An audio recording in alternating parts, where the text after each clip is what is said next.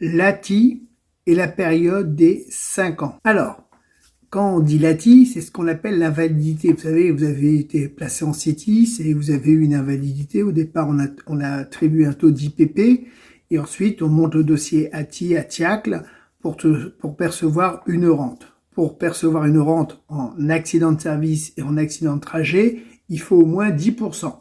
Pour la maladie professionnelle, dès qu'on a 1%, on touche une rente.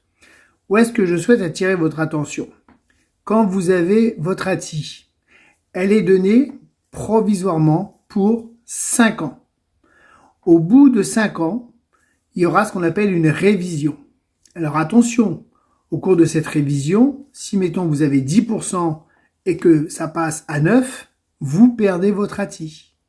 Si mettons ça s'est aggravé, que vous aviez 10 c'est passé à 12, eh bien vous la conservez à vie. Au moment de la révision, il n'y a qu'une seule révision. Maintenant, je vais vous dire quelque chose de très important. Et ça, c'est valable justement dans ce cas-là. Ce taux, au bout des 5 ans, est attribué définitivement et ne pourra faire l'objet d'une appréciation ultérieure, c'est-à-dire qu'aucune demande de révision ne sera recevable à partir de cette date, même s'il y a aggravation de vos infirmités.